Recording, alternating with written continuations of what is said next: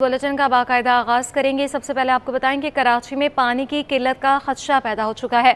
ताबेजी pumping station पर के electric की जानिब से एक बार फिर अचानक बिजली का बड़ा ब्रेकडाउन हुआ है। तर्जुमान वाटर कॉरपोरेशन के मुताबिक ब्रेकडाउन के बायस धाबेजी पंपिंग स्टेशन के एक ही वक्त धाबेजी पंपिंग स्टेशन के तमाम पंप्स भी बंद हो गए हैं। ब्रेकडाउन के बायस बैक प्रेशर की वजह से एमएस की लाइन नंबर 5 एक बार फिर मुतासिर हो गई है। इसी पर बात करने के लिए हमारे साथ मौजूद हैं हमारे नुमाइंदे एहसन अब्बासी, और इसी पर बात करने के लिए हमें ज्वाइन किया है Intekhab Rajput, chief engineer electrical and mechanical Karachi water and sewerage corporation है। सबसे पहले हम रुक करेंगे एहसन अब्बासी का। एहसन, बताइएगा किस तरह से पेश आया वाकया? जी देखिए, बताया जा रहा है सुबह 6 बजे जो है वो धाबेजी पंपिंग स्टेशन में अचानक बिजली का ब्रेकडाउन हुआ, जो कि अमूमन ये सिलसिला जारी रहता है, जिससे कराची वाटर कॉरपोरेशन को जो है वो शदीद माली नुकसान का भी सामना करना पड़ता है। ब्रेकडाउन के बाद जो है कराची शहर वैसे ही पानी की किल्लत का शिकार था, ऊपर से एक और नया मसला खड़ा हुआ ब्रेकडाउन के बाद, और पानी की किल्लत का सामना जो है वो करना पड़ रहा है। कराची शहर के डिस्ट्रिक्ट ईस्ट जो है वो मुकम्मल तौर पर देखा जा रहा है कि ब्रेकडाउन से जो है वो मुतासर हुआ है। डिस्ट्रिक्ट साउथ के इलाके हैं, जमशेद, लियारी और क्लिफ्टन डिफेंस के इलाके हैं, वो मुतासर हुए हैं। साथ साथ बिन कासिम की आवाम, कोरंगी की आवाम, मलीद की आवाम, शाह फैसल कॉलोनी की आवाम को भी जो है वो शदीद इस ब्रेकडाउन के बाद जो है वो पानी की किल्लत का सामना बताया जा रहा है कि 72 इंच PRCC की लाइन नंबर 2 जो है वो मुतासर हुई है। उसके साथ साथ MS की लाइन नंबर 5 समेत जो है थर्ड फेज का मैनीफोल्ड भी जो है वो इससे मुतासर हुआ है। ये सिलसिला जो है ये वक्तन ब वक्तन की इलेक्ट्रिक की जानिब से जारी रहता है। अचानक होने वाले ब्रेकडाउन के बाद जो है ये मुश्किलात का सामना करना पड़ता है। ना सिर्फ इदारे को, साथ साथ कराची शहर की आवाम भी जो है वो शदीद इस ब्रेकडाउन के बाद पेश आने वाली जो परेशानी है उससे मुतासर होती है और पानी की किल्लत का जो है वो सामना करना पड़ता है। तर्जुमान वाटर बोर्ड की जानिब से बताया गया जब ब्रेकडाउन हुआ कि कराची शहर के वो इलाके जो है जहाँ से इन आने वाले हब रिवर के अलावा जो दूसरी मेन सोर्स, एक सोर्स कराची शहर को पानी सप्लाई की हब रिवर की है, जो कि 100 MGD पानी फराहम करती है। उसके साथ साथ जो है किंजर झील से आने वाला ये पानी है जिसकी लाइनें मुतासर हुई हैं, उससे ये तमाम शहर के इलाके मुतासर हुए। अच्छा एहसन, आप हमारे साथ ही रहिएगा। इसी पर बात करने के लिए हमें ज्वाइन किया है Intekhab Rajput, chief engineer Karachi water and sewerage corporation है। सर, बहुत शुक्रिया आपके कीमती वक्त का। कहिएगा, इस तरह से पहले भी वाकयात बहुत से पेश आते हैं। धाबेजी पंपिंग स्टेशन पर के इलेक्ट्रिक की जानिब से एक बार फिर अचानक बिजली का बड़ा ब्रेकडाउन हो गया है, इस हवाले से क्या कहेंगे? एक्चुअली पानी जो धाबेजी पंपिंग स्टेशन से पंप हो रहा होता है वो 6 बार के प्रेशर से जा रहा होता है और ये 210 फीट बुलंदी पे जाता है और तकरीबन 4.5 किलोमीटर की पाइपलाइन होती है। जब लाइट अचानक, अगर एक लाइन भी जाती है तो कम असर पड़ता है। जब तमाम पूरा पंप हाउस बंद हो जाता है और 30 तारीख को तो ये होता है ग्रिड डेड हो गया था, जिसकी वजह से जो है पूरा धाबेजी ग्रिड से जितने भी लिंक्ड कनेक्शन है वो सब ऑफ हो गए थे। तो धाबेजी पंपिंग स्टेशन भी अल्टीमेटली उससे मुतासर हुआ और अचानक बिजली बंद होने की वजह से बैक प्रेशर आया, जो कि 17 से 21 बार का प्रेशर होता है और उससे जो है ये हमें बहुत सारा नुकसान उठाने पड़े। आज भी यही हुआ कि 6:05 पे अचानक बिजली बंद हो गई, जिसकी वजह से बैक प्रेशर आया और उससे हमारी लाइन नंबर 5 जो है वैसी कमज़ोर है तो हो जाए तो वहाँ से डैमेज हो। अच्छा सर, कहिएगा कि एक बड़ा ब्रेकडाउन हम देख रहे हैं कि देखने में आ रहा है और तमाम फीचर्स की बिजली जो है मुकम्मल तौर पर बंद कर दी गई है। कब तक ये बिजली जो है बहाल हो जाएगी? बिजली तो बहाल हो गई, 7:30 बजे बिजली बहाल हो गई है और वो तकरीबन 74 MGD का हमारा शॉर्टफॉल हुआ है। बाकी अभी बिजली बहाल है और हमने पंपिंग नॉर्मल कर दी है। अब इस वक्त जो है 100 MGD का शॉर्टफॉल चल रहा है पर डे के हिसाब से। पर डे के हिसाब से इतना नुकसान। अच्छा, हम देख रहे हैं कि इस तरह के पहले भी बहुत से वाकयात पेश आते हैं, तो क्या इससे बचने के लिए कोई इस तरह का एहतियाती तदाबीर इख्तियार नहीं करनी चाहिए कुछ इस तरह से कि इस तरह के मामलात जो है वो कम से कम हो या ना हो, ये ज़्यादा बेहतर है? एक्चुअली रिक्वायरमेंट पानी की ज़्यादा है, एज पर डिज़ाइन अगर पंपिंग की जाएगी तो ज़ाहिर है ये नुकसान नहीं होंगे। हमारी रिक्वायरमेंट ज़्यादा हो गई है कराची की और जिससे ज़्यादा हम पानी पंप कर सकते हैं वो हम धाबेजी से कर रहे हैं। इसकी वजह से बियॉन्ड डिज़ाइन हमारी पंपिंग हो रही है और जब ब्लड प्रेशर आता है तो जो हमारे जो भी प्रोटेक्टिंग डिवाइसेज है वो उसको सेव नहीं कर पाती हैं और जो है ना ये लाइनें खुल जाती है। 5 नंबर राइजिंग मैन वो भी पुरानी गई है, तमाम राइजिंग मैन भी तकरीबन पुरानी अपनी लाइफ पूरी कर चुकी है।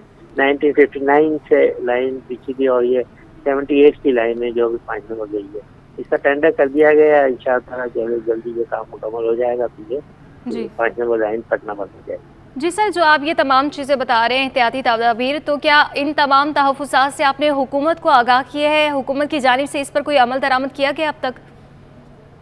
जी जी, ये हायर्स को सबको पता है और इससे KWS सोसाइटी काम कर रहा है।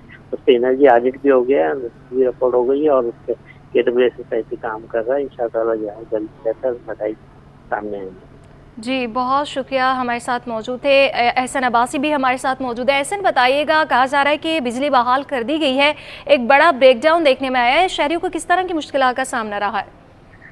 जी बिल्कुल, देखिए इंतखाब साहब ने जैसे कि बताया कि 1970 की जो है वो खस्ता हाल बोसीदा लाइनें हो चुकी हैं, नए दौर में हम दाखिल हो चुके हैं, लेकिन जो वाटर कॉरपोरेशन का सिस्टम है वो खस्ता हाली का शिकार है। KWSSIP वर्ल्ड बैंक के प्रोजेक्ट की मदद से जो है शहर भर में लाइनों की तब्दीली का अमल जारी है। वाटर हो, सेवरेज हो, इनकी लाइनें जो है वो तब्दील की जाती हैं, क्योंकि आए रोज जो है वो कराची वाटर कॉरपोरेशन को जो है खस्ता लाइनों के बाइस जो है वो लीकेज का सामना करना पड़ता है और फिर बिलाकर जो है वो सारा बोझ जो है वो अवाम पे आता है, क्योंकि पानी का इस्तेमाल अवाम ने करना होता है और अवाम को जो है वो पानी की शदीद कमी का सामना हो जाता है। ये मेन सोर्सेज हैं जिसमें ये आने वाला हबरे साफ जो MGD की आपकी कनाल है वो भी खस्ता हाली का शिकार है। MGD पानी नहीं दे पा रही है। उसके साथ साथ ये केंजा झील से आने वाले जो सिस्टम है इसकी भी लाइनें जो है वो खस्ता हाल हो चुकी हैं। अगर PRCC की बात की जाए, MS की बात की जाए, आए रोज जो है वो ब्रेकडाउन के बाइस जो है वो टूट फूट का शिकार होती है, अखराजात होते हैं। तो मुकम्मल लाइन जो है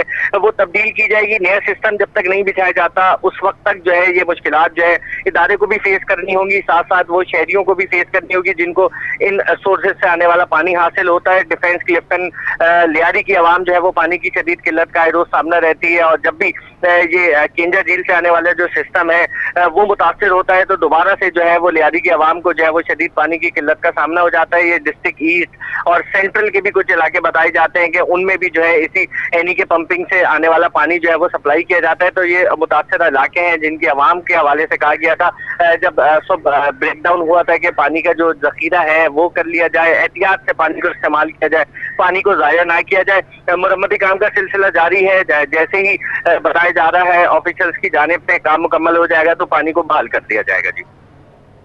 जी शहरियों को शदीद पानी की किल्लत का सामना करना पड़ रहा है। एहसन अब्बासी हमारे साथ मौजूद है और इसी के साथ Intekhab Rajput, chief engineer Karachi water and sewerage corporation ने भी हमें वक्त दिया। सर बहुत शुक्रिया आपके वक्त का। Karachi water and sewerage corporation पानी की लाइनों में लीकेज का मसला हल करने के लिए सरगर्म है। शरीफाबाद से मुतसल सड़क पर पानी की लाइनों में पैबंदकारी का काम मुकम्मल हो गया, सड़क की मुरम्मत भी की जा रही है। मज़ीद जानते हैं ताहा मलिक से। जी बिल्कुल, अवामी शिकायत को मद्देनज़र रखते हुए जो पानी की लीकेजेस का मसला है शहर में उसके ऊपर काम का आगाज़ कर दिया गया है। इस वक्त हमारे साथ वाटर बोर्ड का भी अमला मौजूद है और हम इस वक्त शरीफाबाद वाली सड़क के ऊपर मौजूद हैं जो कि गरीबाबाद से लियाकताबाद तक जाने वाली एक लिंक सड़ा है। यहाँ पर 2 से 3 जगह पर खुदाई की गई है और जो लीकेजेस का मसला है उसको हल कर लिया गया है। इस वक्त हमारे साथ वाटर बोर्ड का अमला मौजूद है। सर मुझे ये बताइएगा कि ये क्या शिकायत थी और कब से काम चल रहा है और मुकम्मल कर लिया गया? एहलियाने शरीफाबाद, गरीबाबाद, लियाकताबाद की शिकायत पर MD CEO Syed Salahuddin Karachi water and sewerage board corporation की हिदायत पर FTM डिवीज़न ने अपनी 48 इंच सोर्स जो कि लीक हुई हुई थी उनको कल रात से अब तक मुकम्मल कर लिया गया उस लीकेजेस का काम। और अल्हम्दुलिल्लाह आप देख रहे होंगे 5 लीकेजेस अभी हमने 14 इंच डाया सोर्स की जो लॉसेस कर रही थी, जो कि इस इलाके में शरीफाबाद गरीबाबाद में पानी की कमी का सामना था। अल्हम्दुलिल्लाह इस लीकेजेस के बाद वो कुछ हद तक बेहतर हो जाएगा। अच्छा ये काम बताइएगा कि कब तक मुकम्मल कर लिया जाएगा, क्योंकि ट्रैफिक की सिचुएशन थोड़ी सी मुतासिर है। अल्हम्दुलिल्लाह ये रोड क्लियर कर दिया है हमने, 48 इंच डाया सोर्स की लाइन की लीकेजेस हमने कंप्लीट कर दी है इस रोड पर।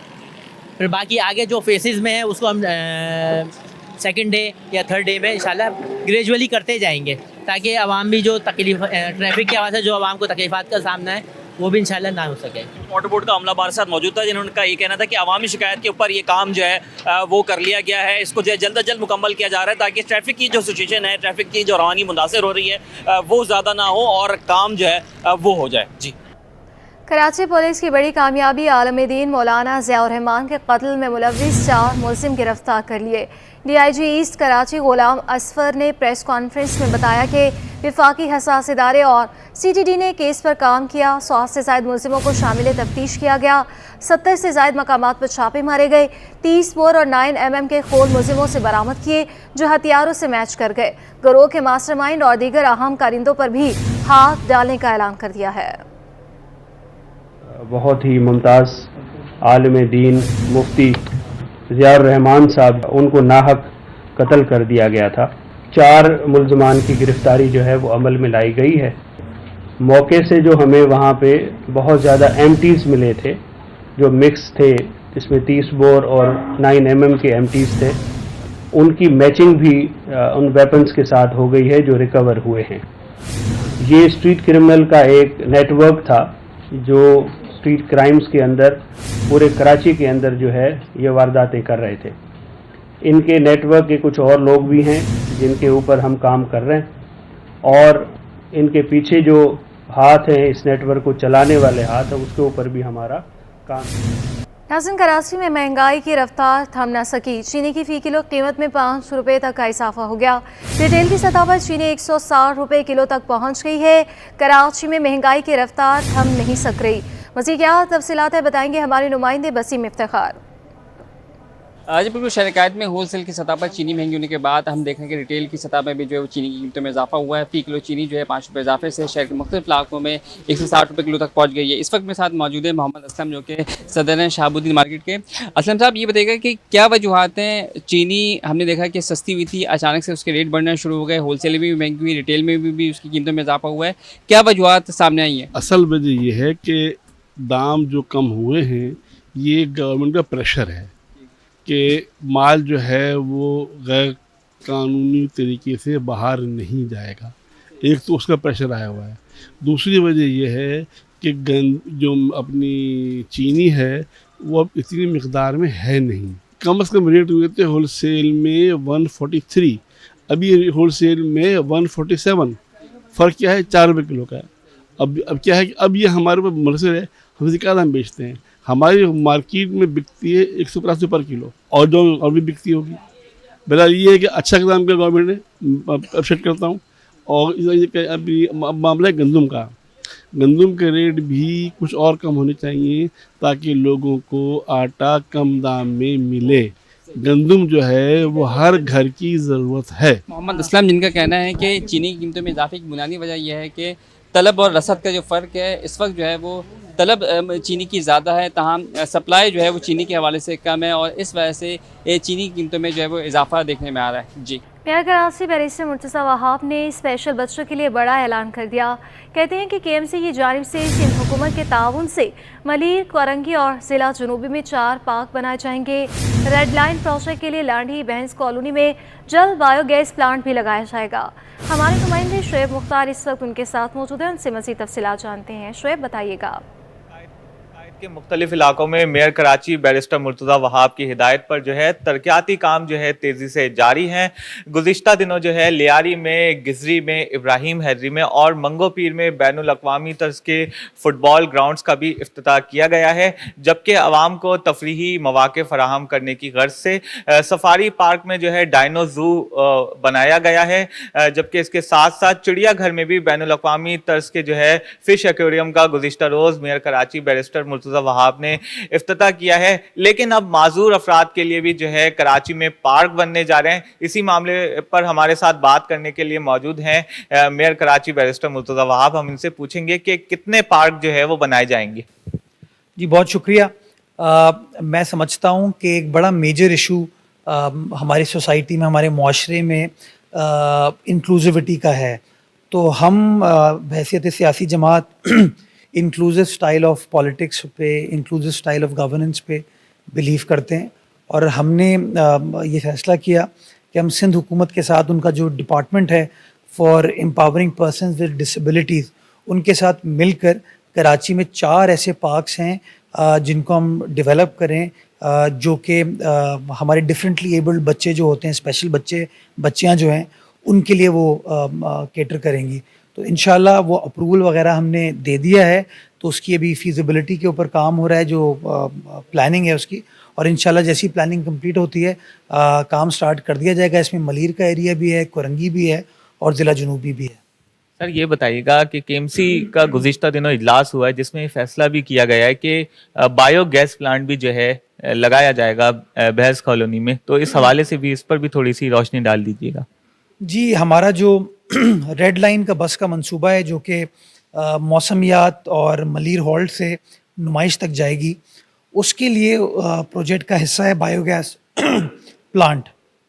तो हमने उस ज़मीन को हैंडओवर किया हुआ है ट्रांस कराची जो कंपनी है जो कि इस प्रोजेक्ट को चला रही है, और इंशाल्लाह बायोगैस प्लांट डेवलप होगा जिससे वो सस्ता फ्यूल हमें अवेलेबल होगा उन बसों को चलाने के लिए, जिसका फ़ायदा शहर कराची में जो लोग पब्लिक ट्रांसपोर्ट से सफ़र करते हैं उनको होगा, और इसके साथ साथ ये माहौल दोस्त कार्रवाई होगी, बिकॉज़ ये जो डिस्चार्ज है गाय भैंसों का, ये हमारे समंदर को भी पोल्यूट कर रहा है और हमारे माहौल को भी ख़राब कर रहा है। तो मैं समझता हूँ एक सस्ता ऑल्टरनेट फ्यूल भी मिलेगा और माहौल भी हमारा बेहतर होने में हम कामयाब हो पाएंगे, समंदर को भी हम बेहतर करेंगे। जी बिल्कुल, इनका यही कहना है कि केएमसी को अपने पैरों पर खड़ा करेंगे। पीपल्स पार्टी खिदमत की सियासत पर यकीन रखती है, जब तक ये इस मनसब पर मौजूद हैं आवाम की खिदमत कर। जी, बिजली की कीमत में इजाफा इंडस्ट्री के लिए मुश्किलात में इजाफे का सबब बनने का जुबैर मोतीवाला ने खदशात का इजहार किया है। चेयरमैन बिजनेसमैन ग्रुप ने कहा कि बिजली के बिल कम करने से मुतालिक कराची चैम्बर की तजावीज़ पर अमल किया जाता तो आज सूरत हाल मुख्तलिफ होती। हुकूमत बिजली की कीमत में इजाफा वापस ले। काविश मेमन से तफसीलात जानते हैं। बिल्कुल, देखिए इंडस्ट्रियाँ पहले ही सर्वाइव करती हुई दिखाई दे रही हैं, लेकिन अब एक बार फिर मुल्क भर के जो बिजली सार्फिन हैं उन पर बिजली बम गिरा दिया गया है और 3 रुपये 28 पैसे जो है फ़ी यूनिट के हिसाब से बिजली महंगी कर दी है। इस वक्त मेरे साथ मौजूद हैं चेयरमैन बिजनेसमैन ग्रुप है जुबैर मोतीवाला, उनसे बात करते हैं। नहीं, 3 रुपये 28 पैसे बढ़ाना मेरा ख्याल है कि इंडस्ट्री जो है ना इसके लिए बहुत बड़ा प्रॉब्लम होगा, बहुत सर्वाइव करना मुश्किल होगा, और मैं रिक्वेस्ट करता हूँ आपके तवज्जुह से गवर्नमेंट ऑफ पाकिस्तान से कि इसके ऊपर नज़रसानी करें, उसको वापस लेना चाहिए। डॉलर का घटना मतलब अच्छी बात है लोकल मार्केट के लिए, पाकिस्तान की इंपोर्ट्स के लिए हमारा बिल कम हो जाएगा, हमारा इंटरनेशनल जो डेट है कर्ज़ा जो है वो भी रुपी टर्म्स में कम हो जाएगा। मतलब ये सारी बातें तो ठीक हैं, लेकिन इसके साथ साथ अब अगर आप देखें एक्सपोर्टर्स जो हैं, अगर उन्होंने 300 या 320 रुपये 310 रुपये गिन के अगर माल बेचा है तो उनके लिए प्रॉब्लम भी होगा, ऐसी बात नहीं है। तो मतलब ये हर चीज़ में तवाज़ुन चाहिए, होना चाहिए कि हम सब सेक्टर्स को लेके चलें, और ये जो अगर रुपया मजबूत हो रहा है खुशाइन बात है, मतलब ये तो हम कुछ कही नहीं, बात ही और कोई नहीं हो सकती, लेकिन साथ ही साथ इसलिए कि रॉ मटेरियल भी हमारा इंपोर्ट में सस्ता हो जाएगा। अब एक दफ़ा का थोड़ा सा प्रॉब्लम होगा, लेकिन ये रियलिस्टिक वैल्यू पे कब तक आएगा, क्योंकि अब तक 18 रुपये कम हुआ है ये, और इतने दिनों के अंदर अब ये कब रियलिस्टिक वैल्यू है क्या। अब जो है ना जितने एक्सपोर्टर्स हैं वो उस तज़ब्ज़ब में है कि क्या करें, हम क्या प्राइस कोट करें, हम चाहे क्या करें, क्या प्राइस हम कोट कर सकते हैं, नहीं कर सकते हैं, क्यों क्या दाम रहेगा, तो उसकी क्लैरिटी भी जो है ना उसकी ज़रूरी है इस मईशत के लिए। और एक और अच्छी बात ये है कि जिन लोगों ने हम पहले भी अपील करते रहे कि जिन्होंने पैसे बाहर रखे हैं वो ले आएँ मुल्क में वापस, तो अब ऑटोमेटिकली जब डॉलर नीचे जा रहा है तो काफ़ी इनकैशमेंट्स हो रही हैं, और इसकी एक वजह ये भी है कि कुछ एक्सपोर्टर्स अपना जो पैसा बाहर था वो ला रहे हैं वापस, इससे भी एक बड़ा फ़र्क पड़ेगा। और मैं समझता हूँ इससे बहुत सारे फ़र्क पड़ेंगे, इन्फ्लेशन कम होगा, महंगाई थोड़ी सी कम हो जाएगी, फिर आपका इंटरेस्ट रेट कम होने के बहुत चांसेस हैं। तो मतलब सारे पॉजिटिव्स हैं। अगर ये जो बात कर रहे हैं कि 270 और 280 के दरमियान होगा तो बहुत फ़र्क पड़ जाएगा चीज़ों में। बिल्कुल, देखें जुबैर मोतीवाला हमारे साथ मौजूद है, उनका कहना है कि रुपया तगड़ा होने से पॉजिटिव साइंस तो ज़रूर नज़र आ रहे हैं, लेकिन दूसरी जानिब इलेक्ट्रिसिटी की कॉस्ट बढ़ने से जो मकामी सनत है उसके लिए इजाफा होगा। कालादम बल्दिया शर्की में सफूरा, सोहराबगोट और गुलशन इकबाल टाउन के लिए इमारतों की दस्तियाबी इंतजामिया के लिए दर्द सर बनी हुई है। क्लिक की जाने से इमारतों की तामीर शुरू न किए जाने के बाइस इंतजामिया ने इमारतें किराए पर लेने के लिए मुशावरत शुरू कर दी। मज़ीद बताएंगे हमारे नुमाइंदे रिजवान अहमद। जी बिल्कुल, बल्दिया शर्की में TMCs की तश्कील जो है वो मामा बनी हुई है, और इसकी वजह यह है कि सफूरा टाउन, गुलशन इकबाल टाउन और सोहराबगोट टाउन की जो इमारतें हैं वो तामीर की जानी थी ताकि जो वसाइल की तकसीम है, अमले की तकसीम है, उसको तकसीम करने के बाद ट्रांजिशन पीरियड का ख़ात्मा हो। टीएमसी हमारे साथ मौजूद हैं इम्तियाज़ मक्सी, जो कि सोहराब गोट टाउन के म्यूनसिपल कमिश्नर हैं। इनसे बात करते हैं। बहुत शुक्रिया सर। इस सूरत हाल में जब आपके पास दफातर नहीं है, अमला आपको मतलूबा तादाद में नहीं मिल सका है, बताइएगा क्या क्या प्रॉब्लम फेस करनी पड़ी? देखें जी, किसी भी इदारे को सही तरह से काम करने के लिए बेसिक चीज़ है ऑफिस नहीं होगी तो आप जो है वो काम नहीं कर सकेंगे। ऐसे ही हमारे ख़ास करके टीएमसी सोहराब गोट के हवाले से ये है कि बाइफर्केशन के हवाले से बहुत नाइंसाफ़ियाँ हुई हैं, जिसकी वजह से हमने खतूत वगैरह लिखे हैं प्रोफेशनल ट्रांजिशन कमेटी को, डिस्ट्रिक्ट ट्रांजिशन कमेटी को, लिहाजा अभी वहाँ से लेटर डाउन हुए। तो इंशाल्लाह उम्मीद है कि बेहतर होगा कि ये टीएमसीज़ जैसे कि न्यूली इस्टेब्लिश्ड हैं, पहले ही उनको अकाउंट्स में कुछ भी अमाउंट नहीं है, अब जो आएगा तो वो हम अगर रेंट पे करेंगे तो फिर काम कैसे करेंगे? तो ये आप क्या समझते हैं ये मसला किस तरह हल किया जा सकता है? जी, ये जल्दी जितना जल्दी हो सके ऑफिस बिल्डिंग्स इन्होंने प्रोवाइड करनी है। तो गवर्नमेंट वो ख़ास करके लोकल गवर्नमेंट अगर कहीं पे ऑफिस किसी भी इदारे की खाली पड़ी है तो वो अलॉट कर दे तो उसमें बेहतरी आ जाएगी। बिल्कुल। साबिक डीसी ईस्ट का भी यही कहना था कि इन नए जो टाउन्स जो बनाए गए हैं, इनको इमारतों की तकसीम में जो है इमारतों की कमी का सामना आ रहा है, तो मुख्तलिफ सरकारी जो इमारतें हैं उनमें इनको फ़िलहाल बसाया जाए, यहाँ से काम का आगाज़ कर सकें। लेकिन नई तजवीज़ अब ये सामने आई है जो कि ट्रांजिशन अफसर की जानिब से दी गई है कि इमारतें किराए पर ले ली जाएँ, जो कि टीएमसीज़ को एतराज़ है। उनका कहना यह है कि उन पर यह इजाफी माली बोझ होगा, लिहाजा फ़ौरी तौर पर इन टीएमसीज़ की इमारतें तामीर की जाएँ ताकि इनको बाकायदा फंक्शनल किया जा सके। जी। मुस्लिम लीग नून के कायद नवाज शरीफ की मुल्क में आमद। इस्तकबालिया कमेटी ने नवाज शरीफ के इस्तकबाल के प्रोग्राम को हतमी शक्ल दे दी। कराची के तमाम अजला में कैंप लगेंगे। ट्रेनों के जरिए काफिलों की रवानगी के लिए रेलवे हुकाम से रब्ता किया गया है। मज़ीद तफसीलात जानते हैं, हमारे नुमाइंदे आजिज़ जमाली हमारे साथ मौजूद हैं। आजिज़, बताइएगा इस हवाले से। आज इससे दोबारा रब्ता करने की कोशिश करेंगे। अपने नाज़रीन को एक बार फिर से ये बताएं कि मुस्लिम लीग नून के कायद नवाज शरीफ की मुल्क में आमद है और इस्तकबालिया कमेटी ने नवाज शरीफ के इस्तकबाल के प्रोग्राम को हतमी शक्ल दे दी है। कराची के तमाम अजला में कैंप लगेंगे और ट्रेनों के जरिए काफिलों की रवानगी के लिए रेलवे हुकाम से भी रब्ता कर लिया। नून लीग सिंध ने पार्टी कायद के इस्तकबाल के लिए तैयारियों पर मुशावरत मुकम्मल की है। नून लीग का 15 अक्टूबर से 19 अक्टूबर तक शहर भर में कैंपस बैनर्स लगाने और हर ज़िले में रैलियां निकालने का फैसला हुआ है। तफसीलात जानेंगे। आजिज़ जमाली हमारे साथ मौजूद हैं। आजिज़, बताइएगा। शरीफ के तैयारियां हैं यहाँ पर कराची में भी। बशीर अहमद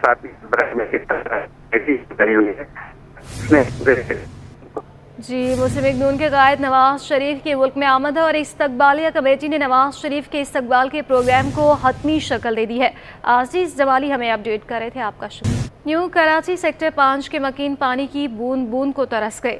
मकीनों का कहना है कि बिजली आती है तो पानी गायब हो जाता है। न्यू कराची सेक्टर 5 के मकीन पानी की बूंद बूंद को तरस रहे हैं। मकीनों का यह कहना है कि बिजली आती है तो पानी गायब हो जाता है। न्यू कराची सेक्टर 5 के मकीन पानी की बूंद बूंद को तरस रहे हैं। अब जो पानी आने का दिन है उस दिन भी पानी का कोई अता पता नहीं होता। बिजली आती है तो पानी गायब हो जाता है। इलाका मकीनों की जानिब से ये कहा गया है, पानी की लाइन मौजूद होने के बावजूद कई साल से पानी नायाब है। पानी नायाब है और पानी की बूंद बूंद को मकीन इस वक्त तरस रहे हैं। उनका कहना है कि बिजली आती है तो पानी गायब हो जाता है और जो दिन पानी के आने का है अब उस दिन भी पानी का कोई अता पता नहीं होता। न्यू कराची सेक्टर 5 के मकीन पानी की बूंद बूंद को तरस रहे हैं। बात करने के लिए हमारे साथ हमारी नुमाइंदा भी मौजूद होंगी। न्यू कराची सेक्टर 5 के मकीन के हवाले से हम बात करें जो कि पानी की बूंद बूंद को इस वक्त तरस रहे हैं। बात करने के लिए अक्सर शाहिद हमारे साथ मौजूद हैं। अक्सर, बताइएगा इस वक्त आप कहाँ पर मौजूद हैं और शहरियों को किस तरह की मुश्किलात का सामना है? जी बिल्कुल, मैं इस वक्त न्यू कराची सेक्टर 5A में मौजूद हूँ, जहाँ पानी की लोड शेडिंग कहना तो किसी भी तरीके से दुरुस्त नहीं है, क्योंकि यहाँ पानी बिल्कुल नायाब है। यहाँ के नलों में पानी बिल्कुल गायब है। ख़वातीन आप देख सकते हैं कि किस कदर यहाँ पर सरापा एहतजाज हैं। हमारे साथ मौजूद हैं, इनसे बात कर लेते हैं कि जब पानी नहीं आ रहा है यहाँ पर तो किस तरह जो है वो अपना गुजारा करेंगे। सबसे पहले तो आप ये बताएं कि कितना अर्सा हो गया यहाँ पे पानी की लोड शेडिंग? 4-5 साल हो गए। रमजान से जो है ना मुसलसल नहीं आ रहा, रहा, मुस्तकिल नहीं आ रहा। रमजान से मुस्तकिल तौर पे बंद है और पानी के मसाइल कितने वक्त से उजागर हैं? ये तो 5 साल से हो गए ना उजागर तो, और जो मुसलसल है वो 5-4 महीने से नहीं है रमजान में। तो आप किस तरह भरती हैं फिर पानी? टैंकर डलवा रहे बहन, टैंकर पहले 2.5 का था, अभी 3 का हुआ, 4 का दे रहे हैं। 4,000 का एक टैंकर दे रहे हैं। हफ्ते में खत्म हो जाता है, कहाँ से गरीब आदमी लाएगा। तो ये बताएं कि आप लोगों ने कंप्लेन नहीं की, 5 साल का अरसा गुजर गया। हम बाजार से पानी ले कि खाएं, ये बताएं आप। कंप्लेन तो बहुत हुई है, ये बेहिस हो चुके हैं, इन लोगों को कोई वो नहीं है एहसास। इन्होंने कराची वालों को लावारिस छोड़ दिया है। कराची का कोई हामी नहीं है, कमाते यहीं से हैं और यहीं पर ये आवाम का खून चूस चूस के अपनी जेबें भर रहे हैं वो। नहीं देखिए, आप लोगों ने इतनी दरख्वास्त जमा कराई हैं तो अब किसी ने आके कभी नजरसानी भी नहीं की? हल नहीं हुआ, वो तो यही कहते हैं अभी तो टाइम लगेगा, अभी तो टाइम लगेगा। अब टाइम लगेगा, कब तक टाइम लगेगा? ऊपर चले जाएंगे उसके बाद टाइम लगेगा। टैंकर वालों आप लोग कितने टैंकर डलवाते हैं? हम लोगों ने तो नहीं डलवाया, हम लोग तो बाजार से मंगाते हैं पानी जितनी अफोर्ड कर सकते हैं, और टैंकर वालों से इन लोगों ने कांटेक्ट किया हुआ है, तो गलत है ये। कराची की आवाम पागल दिख रही है इन लोगों को क्या? नहीं तो ऐसा करो ना, बम रोजाना का कितने का पानी खरीद रहे हैं? 400 का 300 का रोज आता है पानी, 30 रुपए का कैन है।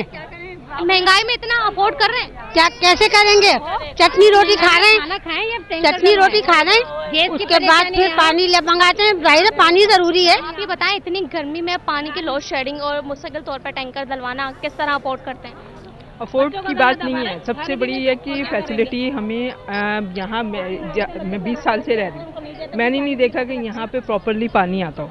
ठीक है, लोग जो हैं बहुत दूर दूर से भर के लेकर आते हैं, या तो ये आरओ प्लांट का मसला है कि आरओ प्लांट से लेके आते हैं, या हम जैसे होते थोड़ा सा स्टेबल हैं तो वो टैंकर डलवाते हैं, हफ्ते में 15 दिन में 20 दिन में टैंकर डलवाते हैं। और जो लोग बाग हैं वो बहुत दूर दूर से भर के लेके आते हैं। एक दूसरे अगर एक दूसरे से कंट्रीब्यूट ना करें ना लोग, तो शायद हमें पीने का भी पानी मैसर ना हो। सारे मोहल्ले वाले जो है वो मिलकर डलवाते टैंकर? नहीं, मोहल्ले वाले नहीं, जैसे जिनके घर में अपने घर में एक बंदा टैंकर डलवाता है। यजीद को तो सुना था कि यजीद ने कहा था मुहर्रमों में कि सब पानी पिएंगे, शजर हजर जानवर, लेकिन आमना के लाल को पानी न दीजिए। यहाँ ये कराची। जी बहुत शुक्रिया। अक्सर शायद इस तक अहला मकीनों के साथ मौजूद थी और बता रही थी किस तरह से उन्हें मुश्किल का सामना है। न्यू कराची सेक्टर 5 के मकीन पानी की बूंद बूंद को तरस रहे हैं। अक्सर शायद आपका बहुत शुक्रिया।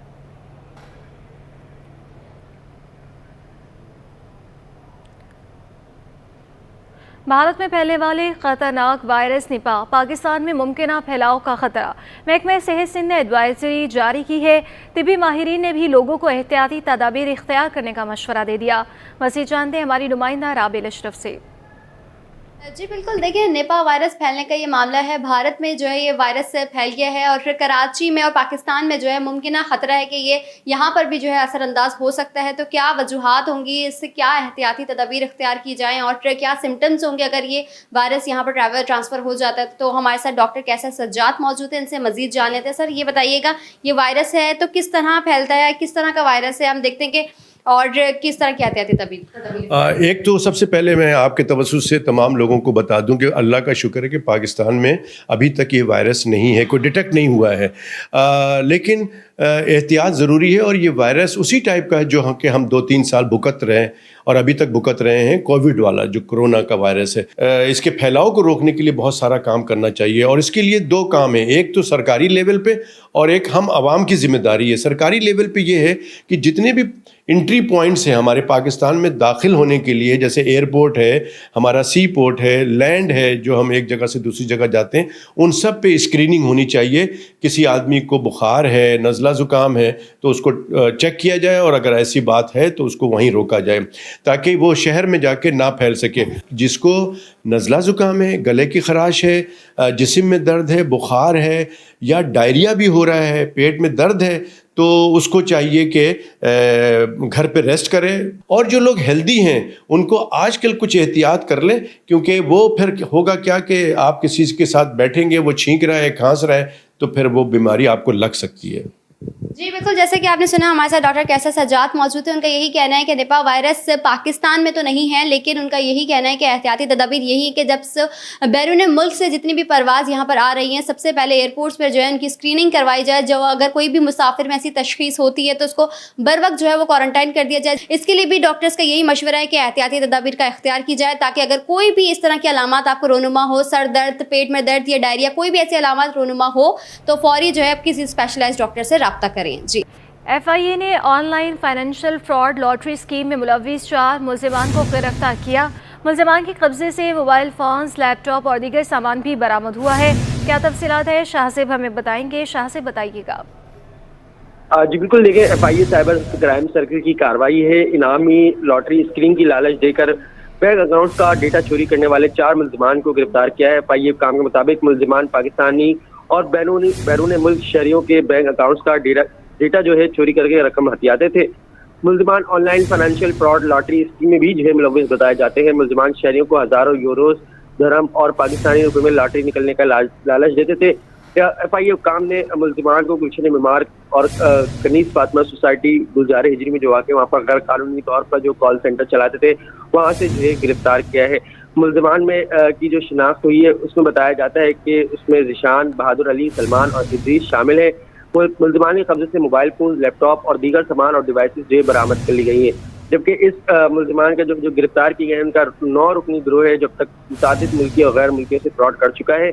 और इस हवाले से FIA काम की जानिब से कहा जा रहा है कि मुलजिमान online application friend research for WhatsApp के जरिए मुल्की और गैर मुल्की अफराद की कॉन्टैक्ट लिस्ट तलाश करते थे। ताहम जो मुलजिमान गिरफ्तार हुए उनके खिलाफ मुकदमा दर्ज करके मुलजिमान को जुडिशल रिमांड पर भेज दिया गया है और उनके जो फरार मुलजिमान हैं उनकी तलाश भी जो है शुरू कर दी है। जी बहुत शुक्रिया शाहज़ेब हुसैन। नाज़रीन, सनतकारों ने बिजली चोरों के खिलाफ क्रैकडाउन को अहम और दुरुस्त फैसला करार दे दिया। काटी के नेपरा कमेटी के चेयरमैन रेहान जावेद ने कहा है, कराची रीजन से बाखराब अब तक मुल्क भर में बिजली चोरों के खिलाफ 17,000 FIR हो चुकी है और 10 अरब रुपए वसूली की जा चुकी है। मज़ीद क्या तफसीलात है बताएंगे हमारे नुमाइंदे अशरफ खान। मुल्क भर में जो है माफिया के खिलाफ क्रैकडाउन हो रहा है, उसी तरीके से बिजली चोरियों के खिलाफ भी मुल्क भर में क्रैकडाउन हो रहा है। अभी बताया जा रहा है कि तकरीबन 10 अरब रुपए मालियत की जो बिजली चोरी जो है पकड़ी गई है, उसके खिलाफ FIR भी कटी है। इसके क्या मुस्बत असरात होंगे? कोरंगी एसोसिएशन के जो नेपरा कमेटी के जो चेयरमैन हैं रेहान जावेद हमारे साथ मौजूद हैं। क्या देख रहे हैं सर, क्या मुस्बत असरात होंगे इन सब चीज़ों के? अस्सलाम वालेकुम जी। ये जब से नोटिस किया है इन्होंने बिजली चोरी के ऊपर एक्शन शुरू हुआ है फेडरल गवर्नमेंट की तरफ से की नहीं है और 10 अरब रुपए अब तक डिपॉजिट भी हो चुके हैं उसकी मद में।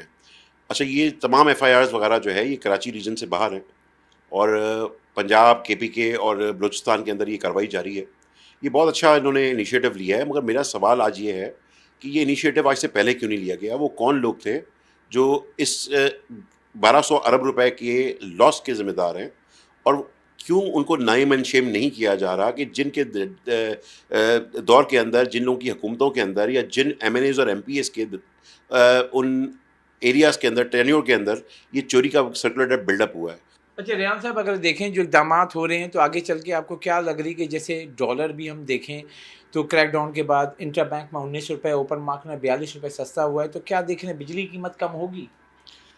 जनाब देखें, अगर ये थेफ्ट पे काबू पा लेते हैं, अगर ये बिजली की कीमत का तयन सही तरीके से करते हैं और जो पावर प्लांट्स हमारे इस वक्त बंद पड़े हुए हैं उनको हम चला लेते हैं, उसके लिए हमें डिमांड बढ़ानी पड़ेगी। इंडस्ट्रियल डिमांड सबसे ज़्यादा बढ़ानी पड़ेगी। आगे सर्दियाँ आ रही हैं, दोबारा कैपेसिटी चार्जेस बिल्डअप हो जाएंगे। तो जिस वक्त ये काम हो जाएगा और जिस डायरेक्शन में ये जा रहे हैं, मोहम्मद अली साहब ख़ास तौर पे मैं तारीफ़ करूँगा उनकी। मोहम्मद अली साहब ने बहुत अच्छा इनिशिएटिव लिया है और किसी के दबाव में और किसी के प्रेशर में आए बगैर ये काम कर रहे हैं। गौर एजाज साहब हमारी इंडस्ट्री के लिए बिजली सस्ती कराने की भी कोशिश कर रहे हैं। अगर ये दोनों काम साइमल्टेनियसली हो जाते हैं तो कोई वजह नहीं है कि पाकिस्तान दोबारा तरक्की याफ्ता मुल्कों की दौड़ में शामिल हो जाएगा। हमें सिर्फ बिजली की वजह से हम मैन्युफैक्चरिंग नहीं कर पाते, हमारी इंडस्ट्री बंद हो जाती है। बिजली का रेट ज़्यादा है हमारे रीजनल कंपटीशन में हमारा ज़्यादा है। जी, जैसे कि आपने सुना यहाँ पे कहा है कि जो क्रैकडाउन चल रहा है उसे जारी रहना चाहिए। बिजली चोरों के खिलाफ मुल्क भर में जो है तेज़ी से कार्रवाई करनी चाहिए। साथ ही ये भी मुतालबा किया गया है बिजनेस कम्युनिटी की जानिब से, जो लोग इसमें इन्वॉल्व थे यानी कि जो सरकारी ओहदे पे रह कर ये नुकसानात किए हैं उनके खिलाफ भी कार्रवाई हो। साथ ही बिजली की कीमत में कमी की भी नवीद सुनाई है। जी, पाकिस्तान स्टॉक एक्सचेंज में कारोबारी हफ्ते के दूसरे रोज मस्बत आगाज के बाद से मिला जुला रुझान है। मज़ीद तफसीलात बताएंगे अयास राना। जी बिल्कुल, कारोबारी हफ्ते का दूसरा रोज़ है जहां हम ये देख रहे हैं कि मार्केट के अंदर एक ये इन्वेस्टर वीक भी मनाया जा रहा है। उसकी मुनासबत से बहुत सारे कल प्रोग्राम्स भी किए गए, लेकिन मार्केट के अंदर कल हमने देखा कि एक अच्छी रैली बनती हुई हमें सारा दिन नजर आई, जो 300 से ज़ायद पॉइंट्स 100 इंडेक्स के ऊपर नजर आया और वो अपना एक अच्छी रैली बनाती हुई चल रही थी। उसका तसलसल आज सुबह तो देखा गया, लेकिन उसके बाद से अब रेंज बॉन्ड के अंदर मार्केट जो है वो ट्रेड होती हुई नजर आई। तकरीबन 100 के जो प्लस माइनस जो है इस वक्त जो 100 इंडेक्स के ऊपर हो रहे हैं, उसकी क्या वजूहत हैं, अब तक क्या सूरत हाल बनती जा रही है मार्केट के अंदर, उसको जानने के लिए हमारे साथ इस वक्त साबिक डायरेक्टर हैं अमीन यूसुफ, उन्हीं से जानते हैं। अमीन साहब, क्या बात है, मार्केट आपको लग रहा है स्टेबल हो गई है? एक दिन अच्छा है, दूसरे दिन फिर एक रेंज बाउंड में मार्केट ट्रेड होती हुई नजर आती है। देखिए, इसमें अच्छी बात है कि ज़्यादा मार्केट में बहुत ज़्यादा अपवर्ड होता है तो फिर बाद में डाउनवर्ड भी आता है, तो मार्केट कंसोलिडेट कर रही है। कल आपने देखा रिफाइनरीज में काफ़ी बाइंग थी, प्लस गैस की प्राइसेस का भी था कि वो रिवाइज होंगी, तो इसकी वजह से भी मार्केट में आपने देखा एक्टिविटी काफ़ी देखने में आई। और आज थोड़ी सी भी रेंज बाउंड है, लेकिन देखिए मसला है कि हम कहते हैं रोज़ाना 500 पॉइंट बढ़ जाए तो फिर क्या होगा, फिर घटना भी शुरू हो जाएगी। मसला है सिर्फ इन्वेस्टर्स जो है ना, इतने वॉल्यूम्स नहीं है। देखिए मार्केट पार्टिसिपेंट्स भी जैसे है कम हो रहे हैं, कितनों ने क्लोजर कर दिया है। ब्रोकरेज पे जो है ना रिलाई नहीं कर सकते, उस पर आपके एक्सपेंसेस नहीं निकलते हैं, आपके पास कंप्लाइंसेस बहुत ज़्यादा हैं, आपको हर किस्म का डिपार्टमेंट कंप्लाइंस का डिपार्टमेंट बनाना पड़ता है, प्लस AML से रिलेटेड चीज़ें देखनी होती हैं, तो ये इस पे काम करने की ज़रूरत है। देखिए बैंक्स ऑलरेडी कंप्लाइंस करती है कि क्लाइंट मेरे पास आता है और काम करने के लिए आता है, तो बैंक ऑलरेडी जब वो चेक दे रहा होता है तो बैंक उसकी ऑलरेडी KYC कर चुकी होती है। तो इस पर हमें काम करने की ज़रूरत है कि कौन सी ऐसी चीज़ें जिसके वजह से इन्वेस्टर्स नहीं आ रहे हैं, वो इन्वेस्टिगेट करने की ज़रूरत है और इन्वेस्टर्स बढ़ाने की ज़रूरत है। देखिए 2.5 लाख इन्वेस्टर्स से मार्केट आप कहेंगे कि रोज़ाना बढ़े तो नहीं होगा, आपको साइज़ बढ़ाना पड़ेगा। फंड के साइज़ नो डाउट बढ़े, लेकिन फंड्स के पास अपने इन्वेस्टर का पैसा होता है, फंड होल्डर का होता है, वो अपनी मर्जी से एग्जीक्यूशन कर रहा हो तो रिडम्पशन भी कर रहा हो तो बाई भी कर रहा होता है। प्योर जो है ना मार्केट में रिटेल इन्वेस्टर जो है ना वो इतना नहीं है, मार्केट में अवेलेबल नहीं है। जब इन्वेस्टर बढ़ेगा तो मार्केट जैसा आप बता रहे हैं ना फिर परफॉर्म भी करेगी, अगर इन्वेस्टर ही कम होगा तो मार्केट कैसे परफॉर्म करेगी। तो इसी वजह देखिए ओवरऑल अगर आप देखिए सिचुएशन काफ़ी सही है, करेंसी आपकी कंट्रोल में, स्मगलिंग आपने कंट्रोल कर ली है काफ़ी हद तक, तो चीज़ें बेहतरी की तरफ जा रही हैं और आगे भी आप देखेंगे चीज़ें बेहतर होंगी। एक चीज़ जो ट्रिगर करेगी इलेक्शन की अगर डेट आ जाती है तो आप देखेंगे मार्केट में काफ़ी अच्छा सेंटिमेंट हो जाएगा और बेहतर हो जाएगा। लेकिन नो डाउट मार्केट एक अब बेस बनाना शुरू कर रही है और एक आहिस्ता कंसोलिडेट कर रही है, तो लेकिन वॉल्यूम्स नहीं, इसकी वजह से आप देख रहे हैं कि आपके इंडेक्स भी ऊपर नीचे नहीं हो रहा है। जैसे कि अमीन साहब का कहना है कि मार्केट की ओवरऑल इकनॉमी की अगर बात करें तो डॉलर कंट्रोल है, सब सिर्फ एक मसला है कि इस वक्त इंटरेस्ट रेट सबसे ज़्यादा है, लेकिन उसके बावजूद मार्केट में किसी स्टेबिलिटी नज़र आ रही है। मार्केट में बहुत ज़्यादा इस वक्त इन्वेस्टर तो है, लेकिन इतना ज़्यादा नहीं है कि मार्केट के अंदर बड़े बड़े स्विंग्स, जैसे कि हम कह रहे हैं कि अगर 500 पॉइंट्स आते हैं तो उसी तरीके से 1000 पॉइंट्स के करीब जो मार्केट में से निकल जाते हैं। लेकिन मार्केट की एक अब दूसरा जो ट्रिगर करेगी वो खबर है इलेक्शंस की डेट अगर आ जाती है, उसके बाद मज़ीद मार्केट जो है वो इस्तेकाम और एक अच्छी परफॉर्मेंस देती हुई हमें नजर आएगी। जी, अनासिन board of secondary education Karachi के तहत इंटर स्कूल टूर्नामेंट के मुकाबलों का आगाज़ हो गया। मज़ीद तफसीलात बताएंगे मोहम्मद हमाद। जी देखिए, बिल्कुल बोर्ड ऑफ सेकेंडरी एजुकेशन के तहत जो है इंटर स्कूल टूर्नामेंट का आगाज़ हो चुका है और आज जो है सिंध स्पोर्ट बोर्ड कॉम्प्लेक्स नाज़माबाद में जो है बैडमिंटन के मुकाबले जारी हैं। हमारे साथ मौजूद हैं जो है स्पोर्ट्स कोऑर्डिनेटर जो है वसीम साहब, हम उनसे बात कर लेते हैं। वसीम भाई, मुझे बताइएगा, बड़ा ही ज़बरदस्त इनिशिएटिव लिया है सेकेंडरी बोर्ड ऑफ एजुकेशन ने, इंटर टूर्नामेंट का आगाज़ किया है जिसमें 12 के करीब जो है मुख्तलिफ खेलों के मुकाबले होंगे। क्या समझते हैं इस तरह का जो इक़दाम है बोर्ड का, कितना ज़बरदस्त है, बच्चों के लिए कितना इस टूर्नामेंट में हिस्सा लेने से कितने फ़ायदे होंगे, जो कि मुख्तलिफ गेम्स यहाँ पर जो कराए जा रहे हैं। आज बैडमिंटन का मुकाबला आप देख रहे हैं, कितने बच्चों ने इसमें शिरकत की? बहुत शुक्रिया आपका, बिस्मिल्लाहिर्रहमानिर्रहीम, आपने मुझे मौका दिया कि बात करूँ इस पर। इस टूर्नामेंट में 29 टीमें हिस्सा ले रहे हैं राज्य भर के और आपने देखा 95% स्कूलों ने यहाँ पे अभी तक शिरकत की है। अभी तक 2-3 स्कूल जो नहीं आ सकी हुए थे।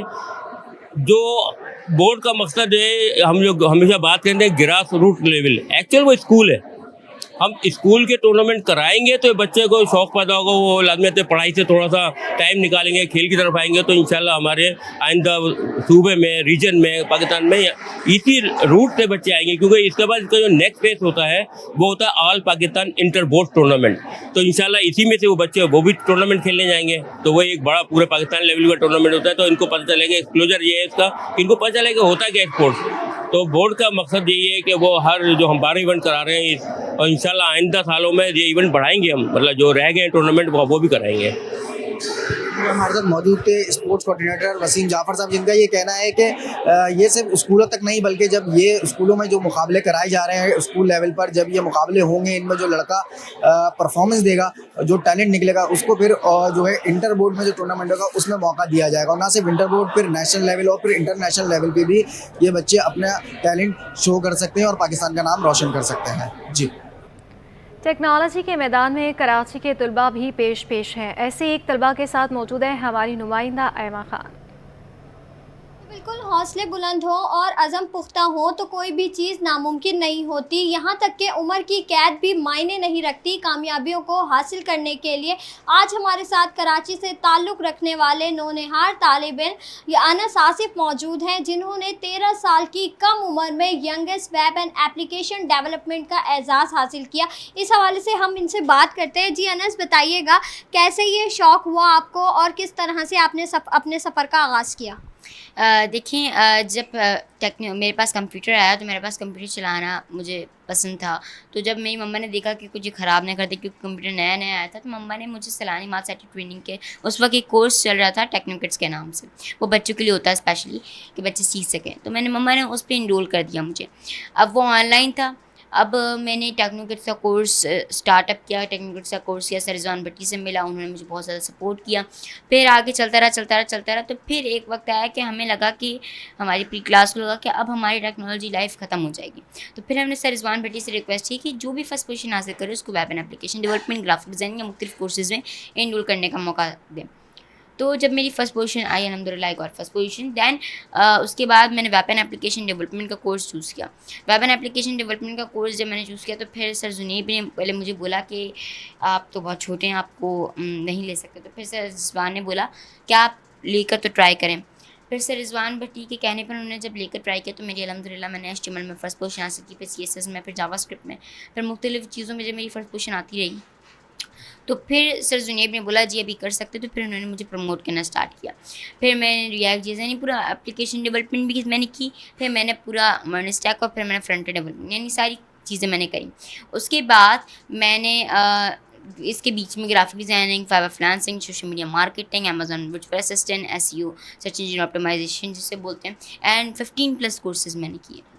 जी बिल्कुल, जैसे कि आपने सुना हमारे साथ अनस आसिफ मौजूद थे और इनका कहना ये है कि इन्होंने 9 साल की उम्र में अपने इस सफ़र का आगाज़ किया। साथ ही साथ इनका ये भी कहना था जो दीगर तलबा हैं उनको भी इन्होंने ये मैसेज दिया कि स्किल्स के पढ़ाई के साथ साथ जो स्किल्स हैं वो भी खासी ज़रूरी हैं। स्किल्स और पढ़ाई को साथ में रख के ही पाकिस्तान को जो है वो तरक्की की राह पे गामज़न किया जा सकता है। जी।